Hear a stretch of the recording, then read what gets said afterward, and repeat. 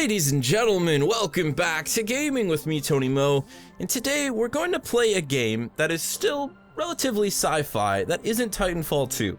Today we're taking a look at the early access title known as Astroneer. It's being developed by the small team over at System Era. They are an indie team. It's available on Steam Early Access right now for $19.99, and it's also available on the Xbox One preview program, both on Xbox One and Windows 10. So check it out, $19.99. I only highlight early access games here on the channel with videos when I feel they are worth the current price of admission, and when I feel that they're projects that are off to a really powerful start. I've liked what I've seen from the System Era team even before I played Astroneer. They're a great group of developers. They're doing some really smart things with this game, as I can now attest to the fact that I've played it for multiple hours and I am completely addicted, even here in its pre-alpha state. There's some genuinely awesome stuff being done here, and I wanted to share that with you guys today. We're not going to go too full-blown first impressions, detailed review. I'm not going to talk about all the components. We're really just going to play the game because I feel that's the best way to demonstrate the atmosphere, the wonder that Astroneer gives you. And it all started with the way that the game launches a new game for you. So this is my current base. This is what we have right here, right? This is everything I've worked for over multiple hours. I built up this little base. I've dug it out. I've terraformed the land. I've got my tethers running into caves, running out into other parts of the planet. We've got a rover we'll take out onto a little trip in just a bit. But it all started very simply with me launching down in that tiny shuttle pod right there to this planet from an array out in space. And I'm showing that to you guys right now. What a wonderful sequence to start a game with. And every time you launch a new save, you'll be launched onto a planet via that sequence. All in real time, in a real crafted world. There's no loading screens. That happened for real. So incredibly fantastic. And the game is full of really amazing moments like that. Not to mention the fact that we are actually on a planet that is moving. It has other planets rotating around it. It has its own day-night cycle. It has weather. It has multiple biomes on it. And look at my little spaceman. Say hello.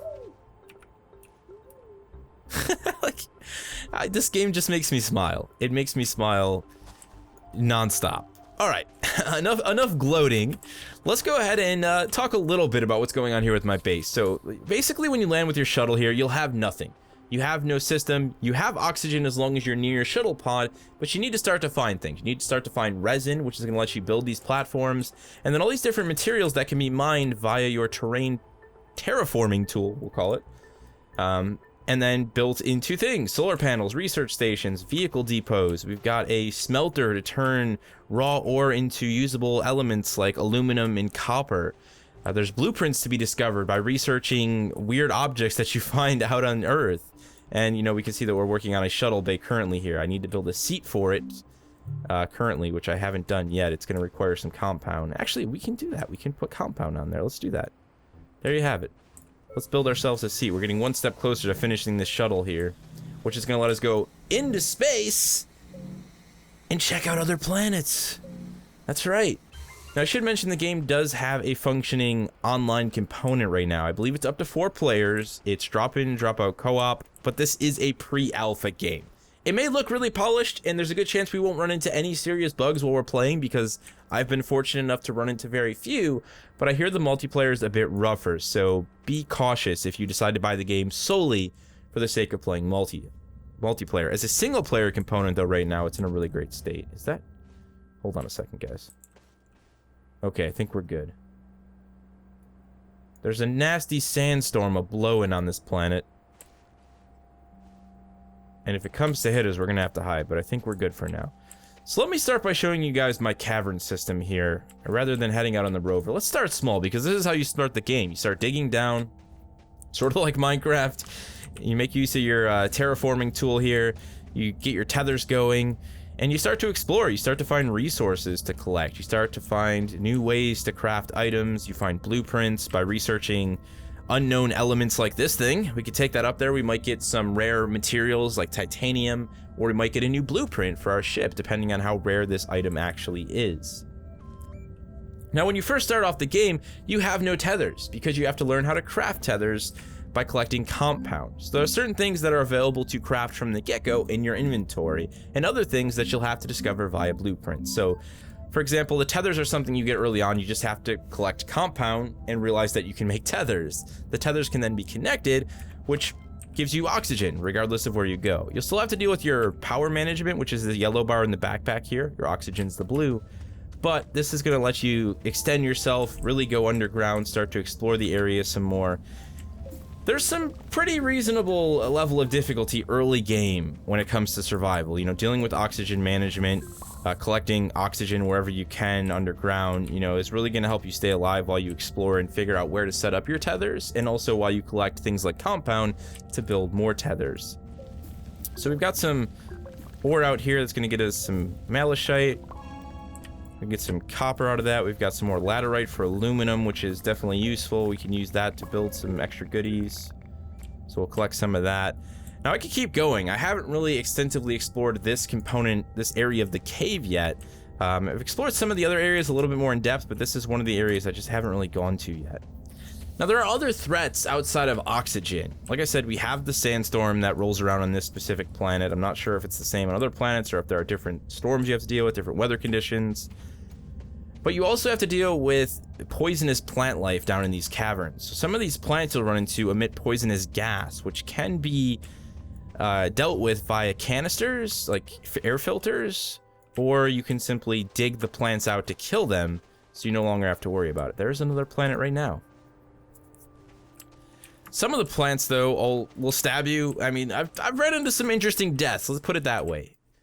So, what happens when you die? That's something you guys probably want to know. Let's get in our rover here, and we'll talk about that while we drive to one of the beacons that I've dropped in the distance there.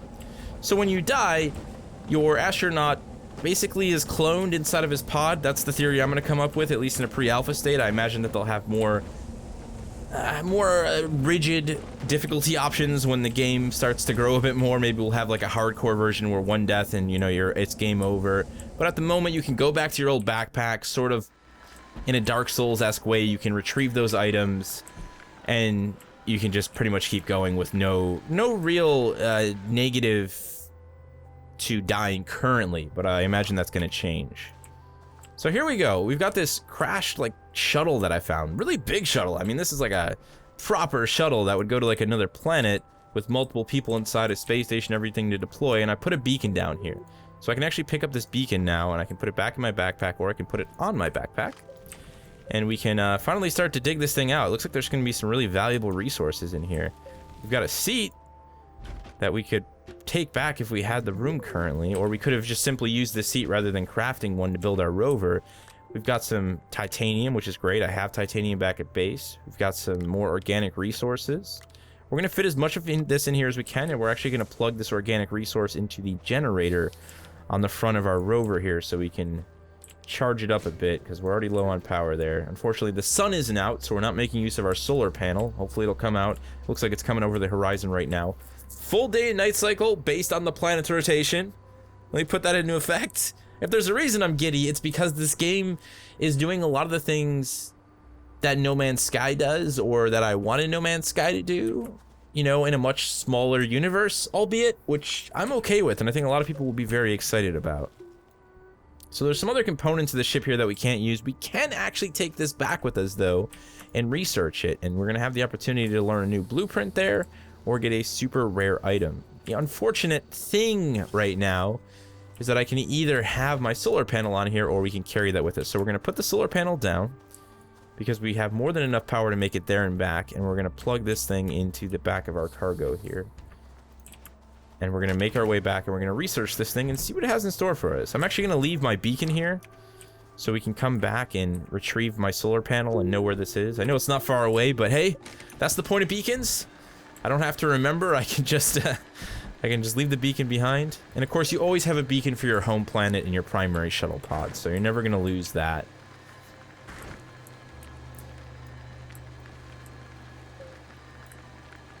Really, I'm really excited. I think I have one more, at least as far as I've been able to decipher, I think there's one more thing in the game that I can currently research. So we'll find out if this gives us the blueprint that I'm looking for. So let's plug this bad boy in. We'll go ahead and hit the start button there. You'll notice that that's going to consume power. Of course, powering up your station here is very important. What are we going to get? Storage. Okay, so it appears that blueprints can be repeated because I already have the storage blueprint. You'll notice it right there. So it's a bit unfortunate. It is what it is. One thing that we can do though, this is, let me kind of just showcase the building system here. You'll see that I have storage platforms already placed on this platform. So let's make a couple more storage platforms. How about we do that? Let's pop in our organic resources there. Or I should say our compounds. And let's go ahead and... Why do I have a generator there? I have a generator there. Let's put that generator down. Alright, let's craft the storage. The generator over there. So now we can take the storage and we can actually put it on the back of our ship there. And that's going to allow us to plug in, hopefully, the solar panel on one side, and then we can actually carry things on the other side. So I'm gonna charge this thing up right now. Let's move this. We can put the generator on there as well. We can stop having that plugged into the back there. I'm gonna go ahead and click this right here, and that's gonna plug it in. We're gonna be able to charge this through the system here. Unfortunately, there's no wind right now. I mean, we have some sun going on. Again, I don't have a massive solar panel array built on this, like I should, if I'm honest. So we're unfortunately at a loss for resources currently. Let's actually, what was the solar panel? What did the solar panel need? That's the question here. We really have nothing going in terms of power here. Do I have any organic materials that we can plug in? No. Put myself in an unfortunate position. Let's go ahead and we're going to steal the little solar panel off here, and we're going to use that to charge ourselves up. It doesn't gather as much sun, unfortunately, as the large solar panel, but it should be enough to at least charge this station up to some degree here. We have enough power, though, so while that's doing that thing, we're going to go drive and grab our big solar panel so we can charge this thing up all the way. Hopefully before the sun goes completely down. Let's turn this crazy drifting buggy around. Make our way on over to that crash site. So we're really just in one biome right now. You can see a couple biomes off to the distance. We've got more of a like grassy, hilly biome. There's a desert biome off to the right. I'm really quite excited to go to other planets. Where's my beacon going? Get back up here. Let's grab that beacon and plug it back in. Ow. Uh-oh. Uh-oh. Bugs! Bugs! Can't get my beacon back. Oh man. Things are going crazy in here. Alright, grab the beacon. There we go. Let's get out of this hole before this seat pops out of control and just murders us. Let's grab our solar panel. I'm not entirely sure if this actually fits on here. It looks like we need a double slot only, so...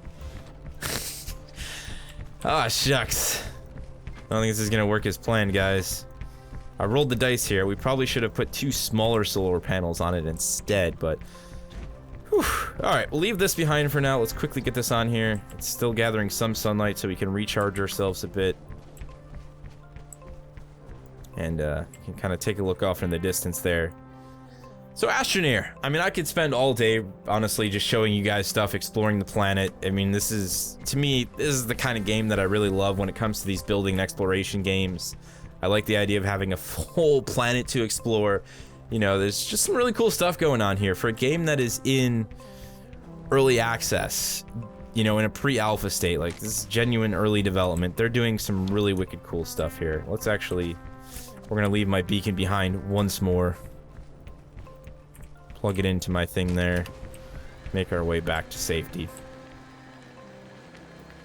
I like the idea of the environmental, you know, storms and stuff like that. I know they're really making a big focus on giving the player threats, and I'm excited to see down the road what sort of difficulty options we receive, because I'm the guy who likes the more hardcore survival.